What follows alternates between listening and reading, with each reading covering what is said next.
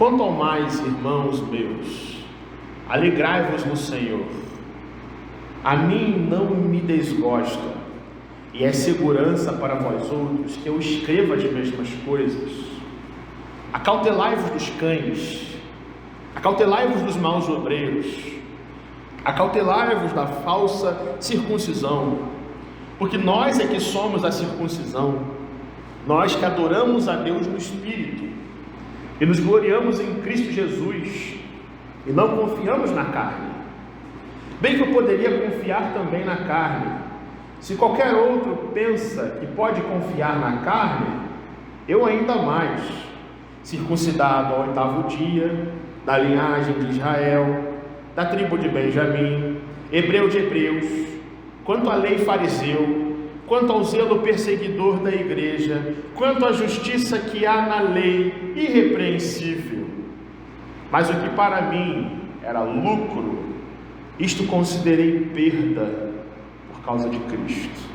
Sim, deveras considero tudo como perda, por causa da sublimidade do conhecimento de Cristo Jesus, meu Senhor, por amor do qual perdi todas as coisas e as considero como refúgio para ganhar a Cristo e ser achado nele, não tendo justiça própria que procede de lei, senão a que é mediante a fé em Cristo, a justiça que procede de Deus, baseada na fé, para o conhecer e o poder da sua ressurreição e a comunhão dos seus sofrimentos, conformando-me com ele na sua morte, para de algum modo alcançar a ressurreição dentre os mortos. Pai, nós te louvamos pela tua palavra que acaba de ser lida, Senhor, e ela é poderosa por si só para nos convencer do pecado, da justiça e do juízo. Mas nós precisamos do auxílio do teu Espírito, que é aquele que nos convence do pecado, da justiça e do juízo. Esse texto que lemos, Senhor, nos fala da tua salvação. A direção que nós precisamos nesta manhã é de compreender aquilo que já sabemos ser verdade. Não se trata, Senhor, de algo que nós nunca pensamos, a tua salvação, mas se trata sim de uma mensagem que precisa valer nas nossas vidas, que precisamos entender muito mais profundamente do que temos entendido nos nossos dias. Abra, Senhor, o nosso coração para entendermos a palavra. Concentra-nos contigo, nos desperta nesta hora, Senhor. Tira a sonolência da nossa vida, tira a mornidão de nós, Senhor. Tira a apatia do nosso coração. Ferve, Senhor, o nosso coração com o fogo do teu Santo Espírito. Essa é a nossa oração e fazemos o nome santo do Senhor Jesus. Amém e amém. A gente sabe que a salvação é uma obra exclusiva da parte de Deus. Eu sei que você sabe disso, e você sabe disso não só porque você frequenta esta igreja e já me ouviu falar disso, mas você sabe disso pelo simples fato de você ter Jesus no seu coração, ser uma pessoa arrependida até dos seus pecados. Alguns aqui presentes há mais tempo e outros há menos tempo, alguns que têm mais conhecimento e outros que ainda estão engatinhando nos primeiros passos da fé. Mas todos nós, numa simples leitura da palavra de Deus, conseguimos entender a exclusividade de Deus nessa obra.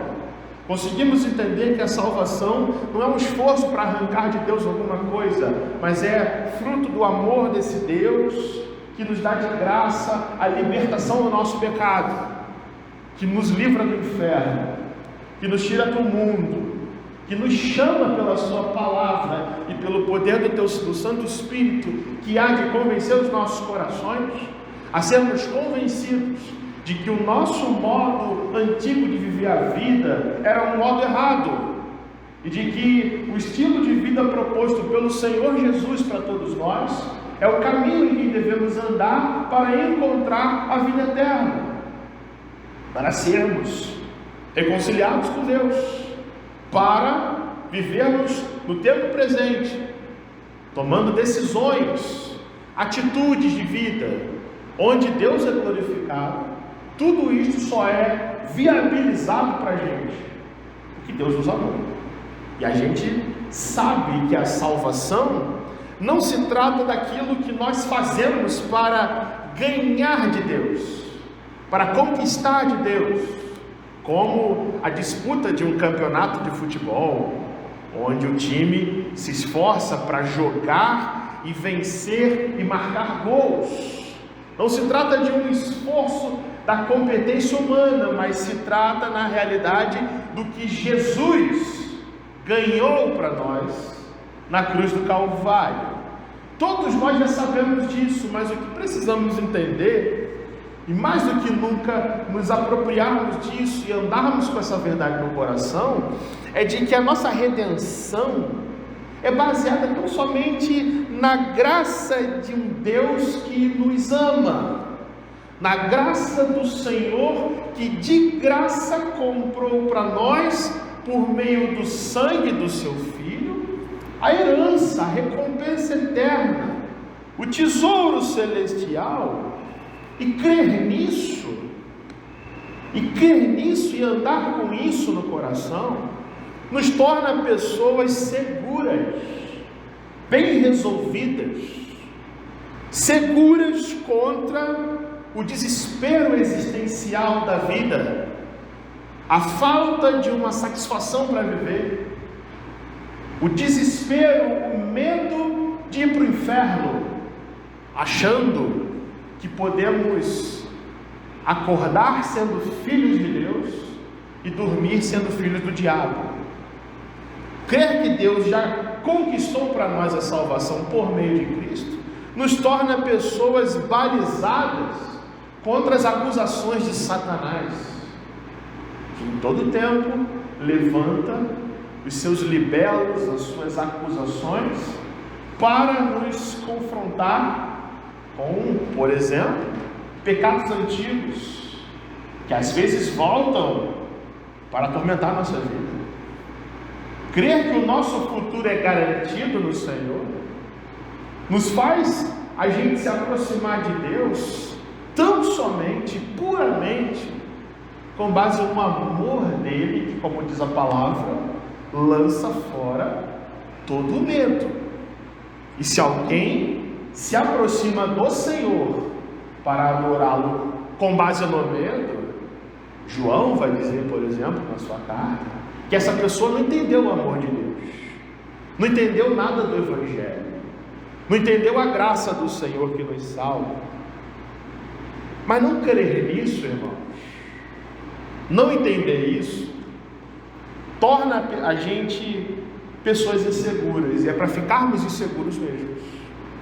Seja, por exemplo, a gente servindo a Deus motivados num sentimento de susto, num sentimento em que Deus de repente pode nos amaldiçoar, de que se não fizermos isso ou aquilo, o Senhor vai punir a gente, vai castigar a gente, vai ser um Deus carrancudo de repente conosco, que não perdoa mais o que a gente faz. Ou para a gente ser pessoas que servem a Deus para tentar barganhar com Ele, compensar pecados que praticamos por meio de créditos de adoração que damos a Deus, ou simplesmente para nós vivermos como pessoas frias e apáticas com o Senhor, mesmo crendo nele, mas pelo endurecimento do nosso coração, nós mesmos criarmos os nossos padrões, as nossas leis, as nossas condutas e fazermos todas as coisas do nosso jeito.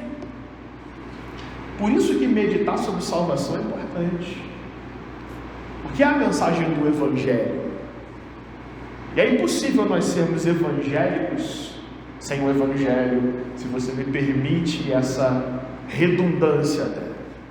É impossível sermos pessoas, como a palavra de Deus diz, que lutam e creem na fé evangélica e vivem por ela, e lutam por ela, e a pregam para o mundo, sem entendermos que a mensagem da salvação é a mensagem que nos reconcilia com o Senhor, fazendo cair de nós certas barreiras, seja da ignorância sobre Deus, seja a barreira da idolatria com as coisas do mundo, que nos impedem de absorver e de sentir a salvação do Deus presente, seja simplesmente a barreira da superficialidade, da gente crer na existência de uma divindade, de um ser maior, a quem chamamos de Deus, mas nunca cruzarmos a fronteira da salvação, mas nunca tomarmos a decisão de acertar a vida com Deus,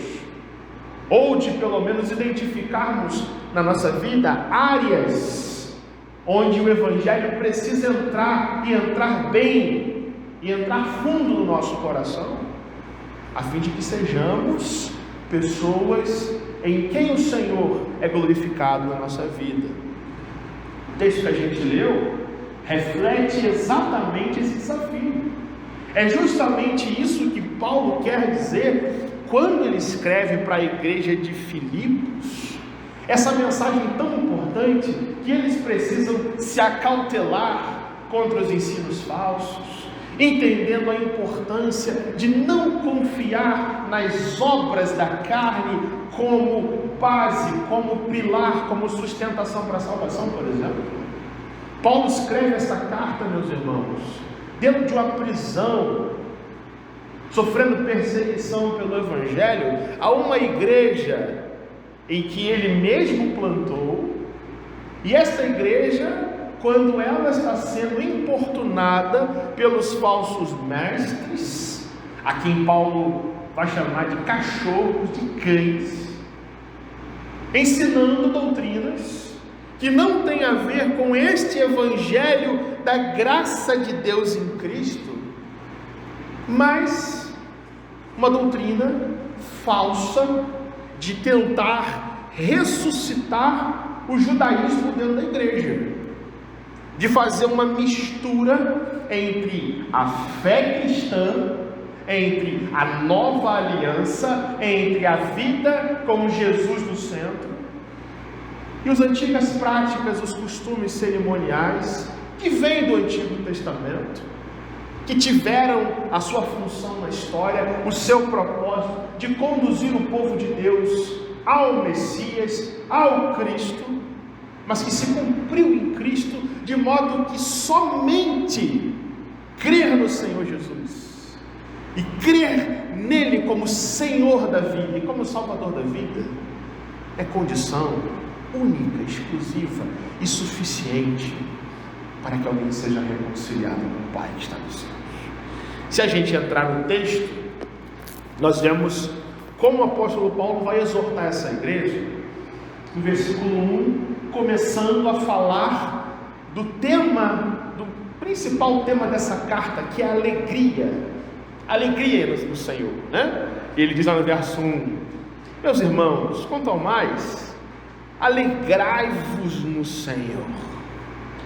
É somente unido com Cristo que o crente tem alegria. Essa alegria que procede da salvação, que não é um mero contentamento da vida quando as coisas dão certo. E ele diz, a mim não me desgosta e é segurança para vocês que eu escrevo as mesmas coisas. Ele está dizendo o seguinte, não é desgostoso, não é ruim ser repetitivo, assegurar as mesmas coisas, falar das mesmas doutrinas. E que coisas são essas? A centralidade de Jesus na igreja, o fato de que a salvação procede da graça de Deus, a alegria cristã que só pode estar firmada no Senhor e não em qualquer outra coisa, a unidade cristã dentro da verdade de Deus, que é uma consequência inevitável da salvação. Se você crê no Senhor Jesus, se você é salvo por Ele, logo Ele chama você a conviver com os seus irmãos, porque você sabe que vai conviver com os seus irmãos lá no céu. A você não permitir que na igreja haja atitudes que vão quebrar a unidade cristã, como por exemplo, a vanglória, a vaidade, o fazer a obra do Senhor por orgulho próprio e o partidarismo, facções dentro da igreja. E Paulo está dizendo, não é repetitivo que eu lembre vocês as mesmas coisas, porque o que é puro, o que é central, o que procede do Evangelho, o que vem de Jesus para transformar a vida de vocês, a gente tem que falar, não é desgostoso repetir as mesmas coisas. Alegrai-vos, portanto, no Senhor. Aí dessa fala mansa, consoladora e suave, no versículo 2, Paulo passa a marcha, bota na quinta marcha e acelera. Ele vai dizer assim: acautelai-vos dos cães. Muda o tom do discurso, a coisa fica mais enérgica, fica mais séria. Acautelai-vos dos cães, acautelai-vos dos maus obreiros, acautelai-vos dos falsos mestres, aqueles que são a falsa circuncisão. E aí o apóstolo agora mostra para com a salvação uma certa preocupação que vive a igreja de Filipos. Ele vai falar agora com um tom mais crítico, de que a igreja tem que reagir contra os maus ensinos. Acautelai-vos dos cães. Veja como o apóstolo Paulo é politicamente incorreto. Acautelai-vos dos cachorros. Aquele que ensina na igreja uma doutrina que não procede do Evangelho é como cachorro. É assim, é com essa dureza, para a igreja não se perder no meio das heresias. E Paulo se refere aqui, meus irmãos, a nada mais nada menos do que os judaizantes. Judaizantes, pessoas que existiam na igreja, que até confessavam o Senhor Jesus como o Messias prometido de Israel, mas queriam algo a mais, queriam acrescentar à doutrina de Cristo a guarda da lei de Moisés, veja, como condição necessária para a salvação. Qual era a ideia aqui? Só a fé em Jesus não é suficiente, é preciso circuncidar-se, circuncidar os filhos, guardar as dietas alimentícias que vêm do Antigo Testamento, as cerimônias, os ritos, as festas e etc. Porque senão a gente se perde no inferno. Só crer em Jesus não basta. E o apóstolo Paulo, vendo isso, ele diz assim: vocês têm que se acautelar, vocês têm que abrir os olhos. Vocês não podem ser pessoas que vivem em Cristo e são tão fracas na fé que essas doutrinas enganam vocês, ofuscando a mensagem do Evangelho. Acautelai-vos dos cães. E cães aqui, irmãos, não são pets bonitinhos que as pessoas passeiam na rua, levam no pet shop para tosar, para dar banho. Cães aqui são cachorros de rua, animais imundos que perambulavam pelas estradas comendo lixo, revirando lixo e mordendo as pessoas. Paulo diz, com esse tom de preocupação, que essas pessoas, esses judaizantes, são como esses cachorros de rua, que só sabem comer lixo e falar imundícies para a igreja do Senhor, né? São maus servos que querem circuncidar as pessoas, mas não são circuncidados no coração. adorando ao Senhor Jesus, como ele requer, são cães que só latem as suas doutrinas podres por todo lado. Aí Paulo vai explicar o que é a circuncisão de verdade.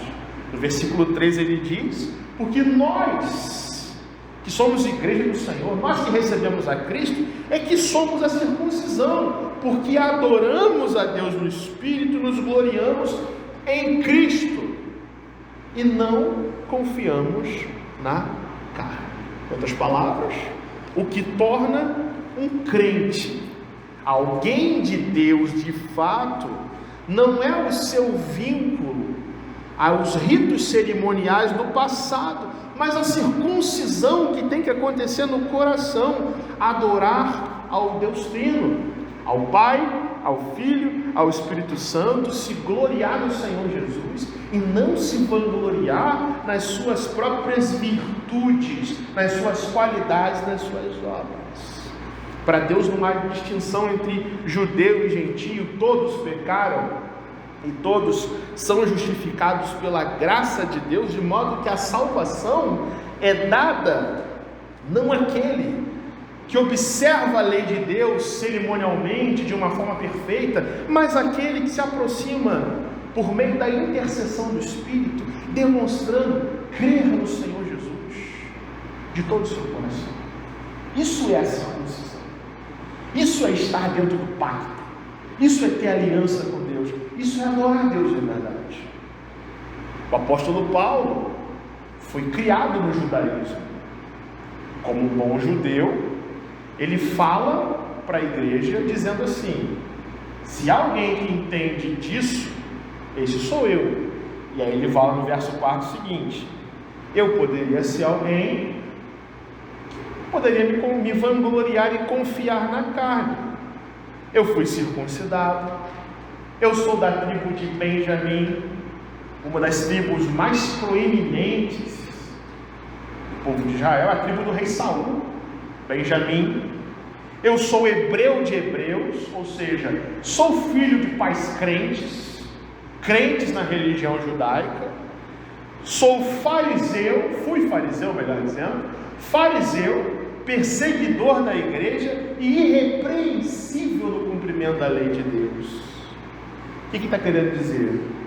Se o Senhor distingue as pessoas para si, distingue os israelitas para a salvação pelo fato de serem israelitas, Paulo é um judeu puro sangue, é alguém que tem o sangue de Abraão, porque é filho de Benjamim, da tribo de Benjamim, é perseguidor, é irrepreensível, é, em outras palavras, alguém que é crente, um bom crente, na tradição, cheio de qualidades, de predicados. E tu está dizendo o seguinte: se a questão de salvação fosse a gente listar as nossas qualidades diante de Deus, confiando assim na carne, então eu sou alguém que estou à frente de muita gente.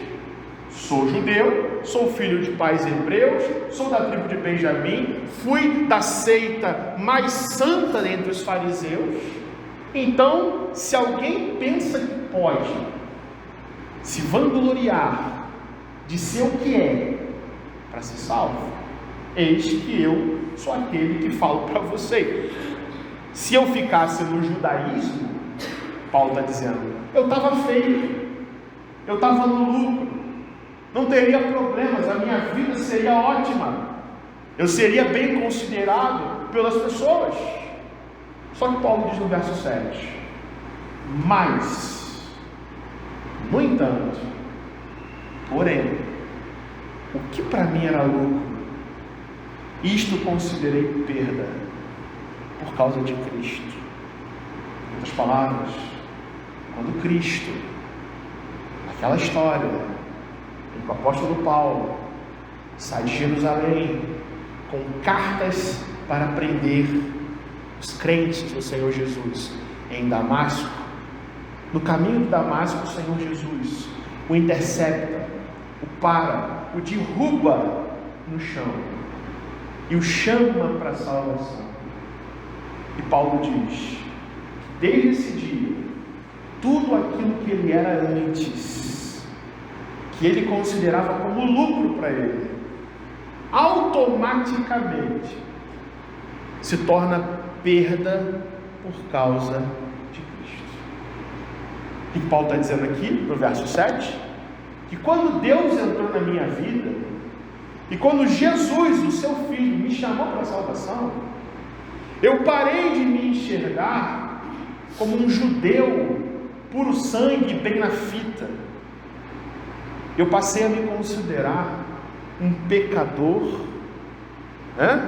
iludido pelo orgulho, que se gloriava em perseguir os cristãos, porque é isso que a conversão faz, ou pelo menos tem que fazer com a gente hoje, mostrar para a gente quem a gente era, e nos apresentar o caminho do Senhor Jesus para a vida eterna. E Paulo vai além.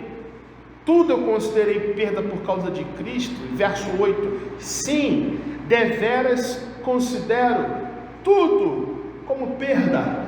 Tudo como perda. A conversão foi tão radical que não só a antiga vida judaica, mas tudo que vem a tentar impedir que eu tenha uma vida plena no Senhor Jesus, para mim agora, isso é lixo, isso não presta para nada.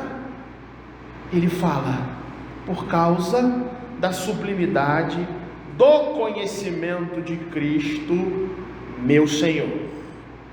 Porque a sublimidade do conhecimento de Cristo, ou seja, você perceber que conhecer a Jesus, como ele mesmo diz, a essência da vida eterna, é o que mais nós devemos buscar nessa vida. Essa sublimidade, tornar-se sagrado para nós, é incomparavelmente melhor e está acima de qualquer conforto que o crente possa ter nesse mundo, nessa vida, por amor do qual perdi todas as coisas e as considero como o que, irmãos?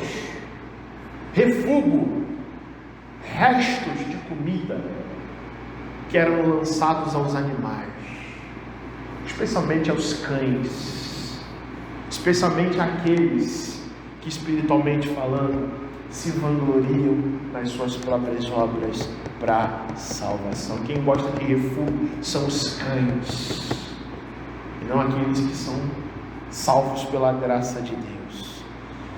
Para ganhar a Cristo, versículo 9, e ser achado nele, não tendo justiça própria que procede de lei, senão aquela justiça que é mediante a fé em Cristo, que procede de Deus e é baseada na fé. Ganhar a Cristo é apegar-se a Ele, estar unido a Ele de tal forma que todas as demais coisas não são para nós mais tesouros. E para entender que a própria vida da gente só tem valor para Deus, porque Ele mesmo nos justificou. Porque o seu sangue, o sangue do seu Filho vertido na cruz, é o que nos dá de fato justificação, e o que importa para a gente no fim das contas é crer no Senhor Jesus, e não olhar para si mesmo, não olhar para o seu próprio umbigo, não olhar para as suas realizações como obras que vão aumentar o amor de Deus ou condicionar isso à nossa salvação, porque é graça. Verso 10, tudo isso para o conhecer e conhecer o poder da sua ressurreição, a comunhão dos seus sofrimentos, conformando-me com ele na sua morte. Porque se a salvação que vem de Deus, irmãos, resulta em conhecer a Deus, em aperfeiçoar em nós esse conhecimento, para conhecer a Cristo, é preciso morrer para o mundo e para todas as coisas que nós temos dado muito valor acima de Cristo. Conhecer o poder da sua ressurreição é justamente experimentar esse poder salvador de Deus que nos regenera, que faz a gente nascer de novo, que transforma a gente em novas criaturas, que nos transforma e nos faz pessoas conformes à imagem de Cristo. E é por isso que ele fala: conformando-me com Ele na sua morte. Se Cristo morreu, eu que creio nele, tenho que morrer também. Se Cristo sofreu, eu sei que a minha decisão por Cristo vai resultar em mim a saída de uma vida confortável na carne e no pecado, e vai me levar a situações onde eu serei desafiado a ser fiel ao Senhor e a não quebrar os seus mandamentos, e isso é sofrer por amor de Cristo. E ele termina dizendo: para de algum modo alcançar a ressurreição dentre os mortos. Se Cristo morreu, eu morro também. Morro para o pecado, morro para mim mesmo, eu renuncio e crucifico, carrego a minha cruz, crucifico o meu próprio eu no altar do Senhor. Mas vai haver um dia em que o Senhor Jesus vai voltar, e todos aqueles que dormem no Senhor, que estão mortos, ressuscitarão para a vida eterna, serão chamados em corpo e alma para habitar para sempre com o Senhor. E esse é o resultado glorioso que a salvação opera no crente, encaminha o crente a ter esperança nessa perfeição no dia do regresso de Cristo, quando aqueles que são salvos encontrarão a Deus nos ares, serão levados à presença do Senhor, não somente em espírito, mas em corpo também. E Paulo diz: eu quero conhecer a Cristo, a comunhão dos seus sofrimentos, para que no dia glorioso do Senhor, aquele dia em que Jesus voltar, eu esteja preparado, eu esteja encontrado vestido e não nu na presença de Deus. Esse texto nos fala, irmãos, a respeito de uma visão sobre a salvação que nos leva a ter atitude diante de Deus. Que a salvação não é só uma mensagem para a gente ficar admirando poeticamente. A salvação é para ser vivida hoje. Salvação não torna a gente indolente, presunçoso ou preguiçoso diante de Deus. Salvação é a mensagem que aquece o nosso coração para a gente pensar como cidadãos celestiais que vivem no mundo caído, mas com esperanças diferentes do mundo caído. Deus nos chama com essa palavra nessa manhã a termos atitudes diante da salvação que Ele nos dá, a termos atitudes enquanto pessoas que são verdadeiramente salvas por Deus. Você crê na sua salvação? Você que crê que realmente, quando você fechar os olhos nessa terra, você vai abrir os olhos lá no céu? Se você crê nisso, meu irmão, ouça. Que atitudes tem que ter na sua vida hoje, conforme Deus nos exorta? A primeira delas, a primeira atitude que temos que ter como pessoas verdadeiramente salvas, é a de nós não confiarmos na nossa própria natureza. Maldito é o homem que se acha bom demais e merecedor do amor de Deus.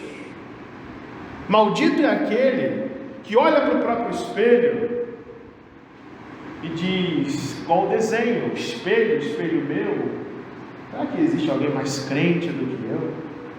Mais ungido do que eu? Maldito é o homem que olha para si mesmo e acha que o que vai salvá-lo é o fato de orar muito, ler muito a Bíblia, frequentar muito a igreja. Isso não é causa da salvação, isso é consequência da salvação.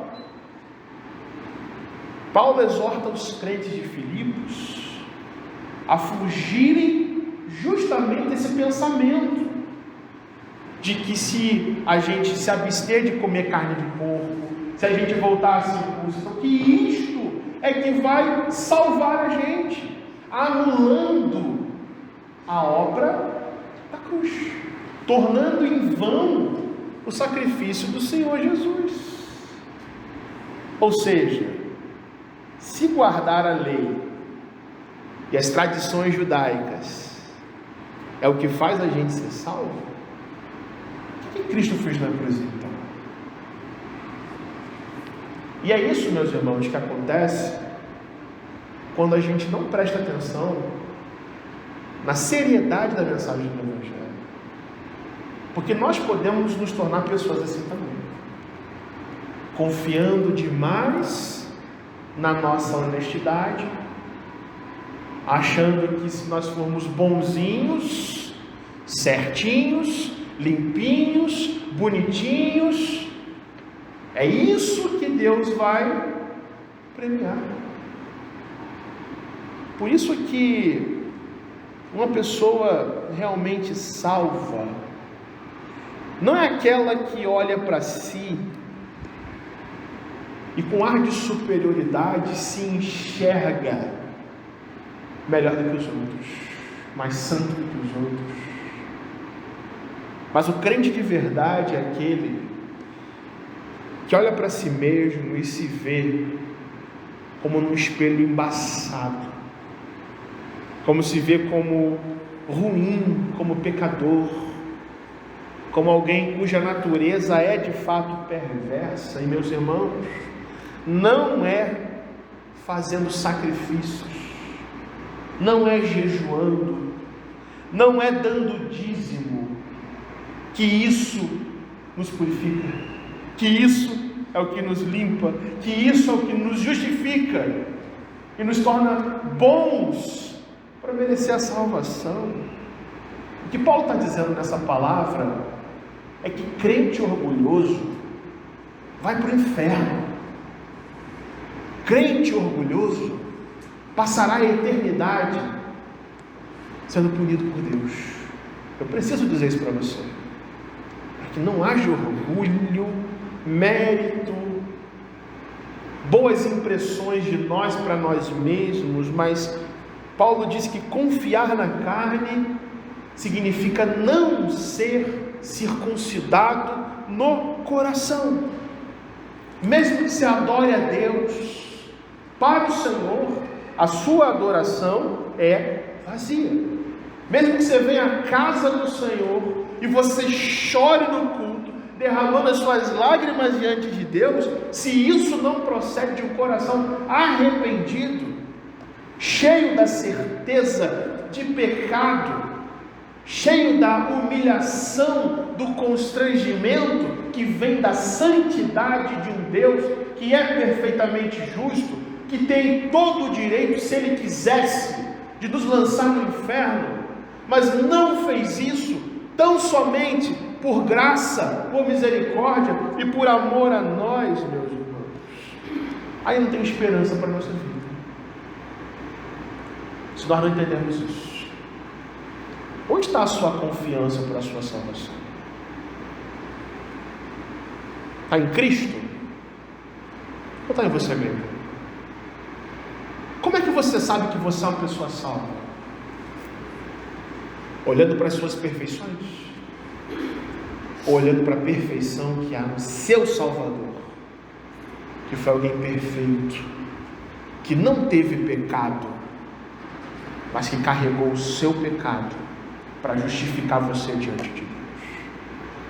Ninguém vai ser salvo se confiar na sua própria carne, na sua própria natureza. Carne é natureza, o que a natureza humana produz. Ninguém vai ver a Deus na sua glória se antes não aprender a confiar somente em Jesus para a sua salvação e não confiar na sua própria natureza. Uma segunda atitude exposta nesse texto é que uma pessoa verdadeiramente salva é aquela que tem a atitude de sacrificar-se para ganhar a Cristo. Preste bem atenção nisso. A nossa salvação é baseada no sacrifício do Senhor Jesus.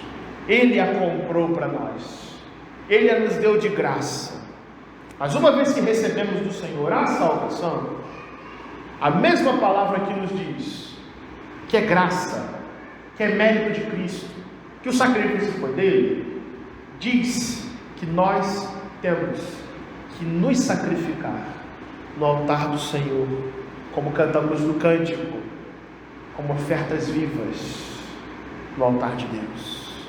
E aí Paulo fala nesse texto sobre perdas e lucros. Sobre perdas e lucros. Ele diz que tinha bons motivos para continuar sendo quem era. Um grande fariseu, até elogiado pelas pessoas do judaísmo, mas uma vez que Cristo entrou na sua vida, não teve outro jeito, não tem outro caminho senão perder tudo. O que era um tesouro, Paulo agora diz, é perda, e considerou como perda. E quando ele escreve o que era lucro, para mim se tornou perda, ele fala isso com gosto, abrindo mão daquilo que era confortável, era bom, para sacrificar-se para Cristo. Isso foi radical para a vida dele. E meus irmãos, a marca de uma pessoa que é salva é justamente a de se crucificar o próprio eu, suas próprias prioridades, seus próprios interesses nesse mundo, por amor ao Senhor Jesus, do mesmo modo que Ele se sacrificou por nós. Jesus é aquele que, sendo rico, se fez pobre por amor a nós. É aquele que se esvaziou, sendo obediente até a morte e morte de cruz. De tal forma, meus irmãos, que uma pessoa que quer viver a sua salvação nesse mundo com gosto, com vontade e de forma agradável a Deus, é aquela que sabe lançar fora todo o refúgio da vida, todo o lixo do coração, todo o orgulho humano, toda a apatia na relação com Deus, que nos impede de andar com Ele 100% na vida hoje. Uma pessoa manifesta que é verdadeiramente salva quando toma a decisão em Deus de sair da apatia, de sair da mornidão, de sair dos 50% e se consagrar 100% ao Senhor, e de ter um coração aquecido pelo Espírito Santo. Salvação, meus irmãos, resulta em cada um de nós fazermos uma faxina na nossa mente e no nosso coração, tendo prazer no Senhor, por meio de quem o Espírito Santo santifica a nossa própria vida. Eu pergunto a você nessa manhã: você tem tido a atitude de priorizar as coisas de Deus na sua vida? Ou a sua vida consiste apenas em procurar lucros e ganhos da terra? Você é alguém que é cristão de fato? Ou será que nós temos nos enganado, achando que já somos muito, já fazemos muito, no pouco que a gente tem para o Senhor?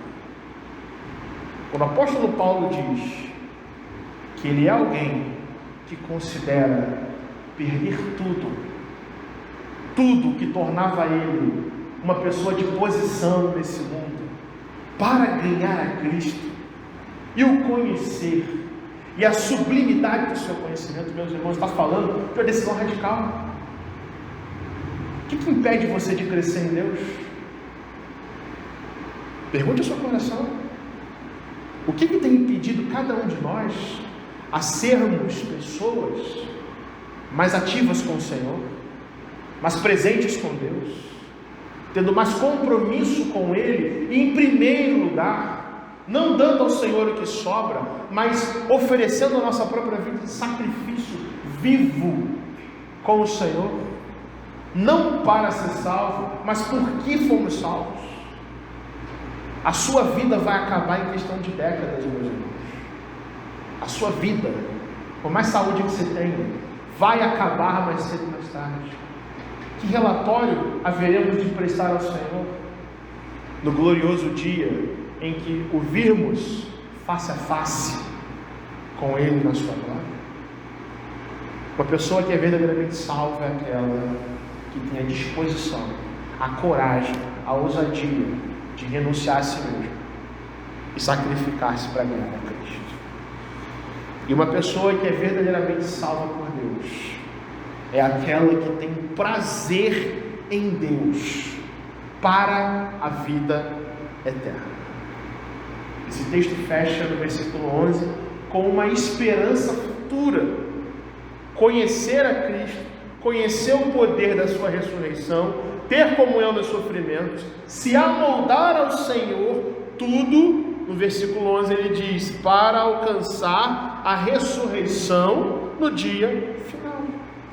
Paulo põe os olhos no futuro, no galardão, na recompensa eterna, na coroa da vida, para motivar os crentes a não serem orgulhosos com a sua própria salvação, meus irmãos, a pensar na vida eterna, a pensar que nós não fomos feitos para este mundo, fomos feitos para a glória, e vivemos neste mundo apenas com o propósito de glorificarmos ao Senhor. É para isso que fomos criados. E talvez, meus irmãos, esse seja o grande problema da igreja nos dias de hoje. Sabe qual talvez os maiores defeitos da igreja nos dias de hoje? É a gente se esquecer do valor da vida eterna. Você sabia disso? Porque nós somos pessoas tão apegadas às coisas terrenas, né? Tão cheios de urgências nesse mundo, tão cheios de agendas, tão cheios de coisas que temos que resolver, e resolver, e resolver, muitas delas no dia do Senhor, estar no culto louvando ao Senhor, que a nossa vida se chafurda em frustração, ansiedade, perda de satisfação, porque nos falta esse senso de vida eterna. Lembra do Salmo 23? O Senhor é meu pastor, nada me faltará. O que diz o último versículo? Bondade e misericórdia me seguirão todos os dias da minha vida, e habitarei na casa do Senhor a todo sempre. As gerações passadas, as gerações que nos antecederam, eu creio, terem sido pessoas muito mais sérias do que nós, com esse senso de vida eterna, de ter uma vida mais leve nesse mundo, porque estamos em busca de uma pátria que não é terrena, mas de uma pátria celestial. A igreja cresceu assim na história. A igreja cresceu assim na geração passada. E a igreja do Senhor está decrescendo hoje, porque nos falta esse senso de que a nossa vida não é tão importante quanto a gente acha, que a nossa vida só é importante se a gente estiver em Cristo, buscando Ele em primeiro lugar e a sua justiça, mas não com os olhos no que Deus pode fazer hoje, mas com os olhos do que Ele fará com o nosso futuro, com o nosso amanhã, quando a gente se encontrar com Ele face a face na glória com Deus. Qual é a sua maior esperança, meu irmão? São coisas presentes ou coisas futuras? O que mais tira o seu sono hoje? É o saldo da sua conta bancária? Qual é o tesouro que há no céu, preparado pelo Senhor e garantido por Ele na vida eterna? Isso é salvação. Não adianta a gente crer na salvação, pensar na salvação, se a gente só pensa, se a gente só tem esperanças para essa vida transitória, curta e passageira, que vai acabar. Nós não vamos viver para sempre nesse mundo. O que nós estamos fazendo com a nossa vida? Paulo diz: eu quero conhecer a Cristo. Eu quero conhecer o poder da sua ressurreição. Eu não quero ser sempre o mesmo. Eu quero me aperfeiçoar com Deus. Tudo para que eu ganhe a ressurreição dentre os mortos. O Senhor, nessa manhã, chama você a viver isso. Chama você a compreender a sua salvação como um ato de Deus, que se reflete na sua vida e atitudes. E Ele chama você e a mim, a com o nosso jeito de ser, a sermos pessoas a quem o Senhor exorta, meus irmãos, a sermos pessoas exortáveis diante da mensagem do Senhor. Porque o orgulho, o pecado, a falsa noção de que a salvação é algo que nós temos que fazer para alcançar, é justamente o que tira de nós a salvação. Olharmos para a nossa vida e acharmos bons demais e que não temos nada a mudar, isso é orgulho diante do Senhor. É o pecado de Lúcifer, achar-se bom demais. A palavra de Deus nos chama a nós sermos pessoas a quem o Senhor exorta e quem o Senhor transforma. Esses são verdadeiramente salvos. A palavra de Deus também nos chama, meus irmãos, a nós pararmos de nos enganarmos, porque nenhum de nós é tão bom quanto pensa, e por isso nós poderíamos dar a Deus muito mais do que estamos dando a Ele hoje. Saiba disso. A nossa vida poderia ser muito mais abençoada, meus irmãos, não por barganha, mas por simples consequência do amor de Deus por nós. E Deus nos chama também a tirarmos os nossos olhos só das coisas presentes, só das coisas terrenas, porque só vai entrar na vida eterna, só vai ver o Senhor face a face aqueles que hoje aprenderem a contemplar a glória futura do Senhor Jesus. Isso tem que motivar a gente à correção, à perfeição, e nós sermos pessoas constantes com o Senhor até o fim. Deus nos abençoe. Pela sua graça, Ele nos ensine a sua salvação e nos ensine a viver para a glória dele a salvação.